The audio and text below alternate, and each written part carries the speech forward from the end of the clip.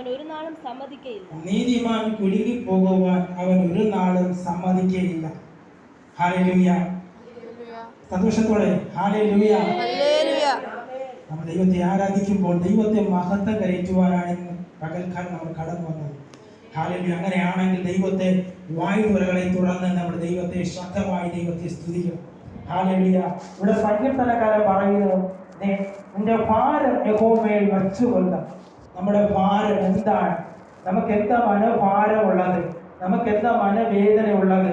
അതൊക്കെ നമ്മുടെ ദൈവത്തിന്റെ സന്നിധിയിൽ ഒന്ന് വെച്ചിട്ട് ആ ഭാരം ഇറക്കി വെക്കുവാനാണ് ഇന്ന് പകൽക്കാലം നമ്മൾ ഇവിടെ കടന്നു വന്നത്. ഹല്ലേലൂയ. ഭാരം വെച്ചിട്ട് ഇവിടെ നിന്ന് മടങ്ങി പോകുവാനല്ല, എൻ്റെ ചില്ലുള്ള ഭാരത്തെ, എൻ്റെ ഹൃദയ ഭാരത്തെ ഇവിടെ ഈ ചർച്ചിലേക്ക് വിട്ടിട്ട് പോയി സന്തോഷത്തോടെ വീട്ടിലേക്ക് മടങ്ങി പോകുവാനാണ് ഞാനിവിടെ വന്നത്. അല്ലാതെ ആ ഭാരം വെച്ചുകൊണ്ട് അല്ലെങ്കിൽ ആ വേദന വെച്ചുകൊണ്ട് ഞാൻ വീട്ടിലേക്ക് മടങ്ങി പോകുവാൻ ഞാൻ താല്പര്യപ്പെടുന്നില്ല എന്ന് എത്ര പേർക്ക് ഇന്ന് പകൽക്കാലം പറയുവാൻ കഴിയും? ഞാൻ ഈ ഭാരത്തോടെ ഇവിടെ നിന്ന് പോകത്തില്ല. എൻ്റെ ഭാരം എടുത്തു മാറ്റുന്ന ഒരു ദൈവം ഇന്ന് പകൽക്കാലം എൻ്റെ മധ്യത്തിലുണ്ട്, എനിക്ക് വേണ്ടി ഇറങ്ങി വന്നിട്ടുണ്ട്. ഹല്ലേലൂയ. അതുകൊണ്ട് സങ്കീർത്തനക്കാരനായ ദാവീദ് പറയുന്നത്, നിന്റെ ഭാരം യഹോവയുടെ മേൽ വച്ചുകൊള്ളുക, അവൻ നിന്നെ പുലർത്തും. ഒരു ദിവസം പുലർത്താമെന്നല്ല, നിന്നെ അന്ത്യത്തോളം പുലർത്താമെന്ന് ദൈവം നിന്നോട് വാഗ്ദത്തം ചെയ്യുകയാണ്. ഹല്ലേലൂയ. നിന്നെ കരുതി മാനിക്കാമെന്ന് കർത്താവ് നമ്മോട് വാക്ക് പറയുകയാണ്. ഹല്ലേലൂയ. ദാവീദിന് ഒരു പ്രത്യാശയുണ്ട്. ഹല്ലേലൂയ. യഹോവ എന്നെ കരുതും. എന്നെ ആരൊക്കെ കരുതിയില്ല എങ്കിലും, എന്നെ ആരൊക്കെ മാനിച്ചില്ല എങ്കിലും, എന്നെ മാനിക്കുന്ന ഒരു ദൈവമുണ്ട്. ഹല്ലേലൂയ. എൻ്റെ അപ്പൻ എന്നെ മാനിച്ചില്ല, ഈശായി എന്നെ മാനിച്ചില്ല എങ്കിലും, എൻ്റെ സഹോദരന്മാർ എന്നെ മാനിച്ചില്ലെങ്കിൽ എന്നെ മാനിക്കുന്ന ഒരു ദൈവമുണ്ട് എന്ന് ദാവീദിന് പറയുവാൻ കഴിയും. ഹല്ലേലൂയ. അതുകൊണ്ട് അവൻ പറയുന്നത്, ഹല്ലേലൂയ, നിന്റെ ഭാരം യഹോവയിൽ വച്ചുകൊള്ളുക, അവൻ നിന്നെ പുലർത്തും. നീതിമാൻ ഒരിക്കലും കുലുങ്ങി പോകുവാൻ എന്റെ ദൈവം അനുവദിക്കത്തില്ല. ഹല്ലേലൂയ. നിന്റെ ജീവിതത്തിൽ ചിലപ്പോൾ ചില കുലുക്കങ്ങൾ സംഭവിക്കാം, പക്ഷേ ആ കുലുക്കത്തിൽ നീ വീണ് നിലംപരിചയാകുവാൻ ദൈവം അനുവദിക്കത്തില്ല. ചില കോട്ടകൾ സംഭവിക്കുവാൻ, ചില വീഴ്ചകൾക്ക് സംഭവിക്കും. ഹല്ലേലൂയ. ചിലപ്പോൾ നമ്മൾ താഴെയാകുമെന്ന് പ്രതീക്ഷിക്കുന്നിടത്തായിരിക്കാം ദൈവത്തിന്റെ പ്രവൃത്തി അവിടെയും വെളിപ്പെടുവാനിടയായി തീർന്നത്. അല്ല, അതിന്റെ 23-ാമത്തെ വാക്യത്തിൽ പറയുന്നു, ദൈവമേ, നീ അവരെ നഗരത്തിന്റെ കുഴിയിൽ ഇറക്കും. ഹല്ലേലൂയ. നാശത്തിന്റെ കുഴിയിൽ ഇറക്കുമെന്ന് ഹല്ലേലൂയ ശത്രുവിനെ കുറിച്ച് പറയുവാനിടയായി തീർന്നു. ഹല്ലേലൂയ. അങ്ങനെയെങ്കിൽ ഹല്ലേലൂയ നമ്മുടെ ശത്രുക്കളെ താളടിയാക്കുവാൻ ദൈവത്തിന് കഴിയത്തില്ലേ? അവനെ ഹല്ലേലൂയ ഉന്മൂലനാശം കരുത്തുവാൻ ദൈവത്തിന് ഒരു നിമിഷം മതി. ഹല്ലേലൂയ. നാം ദൈവത്തോട് ചേർന്നിരിക്കുമെങ്കിൽ, ദൈവത്തോട് കൂടെ നടക്കുന്നുവെങ്കിൽ, ഹാനോക്ക് നടന്നതുപോലെ ദൈവത്തോട് കൂടെ നടക്കുവാൻ നമുക്ക് കഴിയുന്നുവെങ്കിൽ, ഹല്ലേലൂയ, ഇന്ന് പകൽക്കാലം നമ്മെ കരുതി നടത്തുവാൻ ഒരു ദൈവം കൂടെയുണ്ട്. ഹല്ലേലൂയ.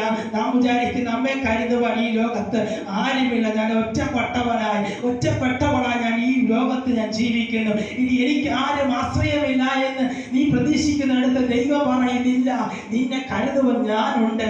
ഹല്ലേലൂയ. നിന്നെ ആരും കരുതിയില്ല എങ്കിലും, നിന്നെ ആരും മാനിച്ചില്ല എങ്കിലും, നിന്നെ മാനിക്കുന്ന ഒരുവനുണ്ട്, അവൻ നിന്റെ കൂടെയുണ്ട്.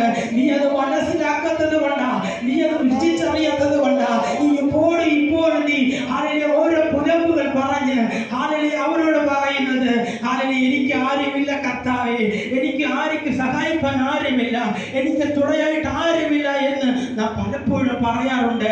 ഹല്ലേലൂയ. സങ്കടങ്ങൾ വരുമ്പോൾ, വേദനകൾ നമ്മുടെ ജീവിതത്തിൽ ആഞ്ഞടിക്കുമ്പോൾ, ഹല്ലേലൂയ നമ്മുടെ മക്കൾ നമ്മൾ പറയുന്ന വാക്കുകൾ കേൾക്കാതെ ഹല്ലേലൂയ മുഖം തിരിച്ച് നമുക്കെതിരെ വാക്കുകൾ ശരം പോലെ നമ്മോട് സംസാരിക്കുമ്പോൾ അപ്പോഴൊക്കെ നമുക്ക് വേദനകൾ ഉണ്ടാകാറുണ്ട്.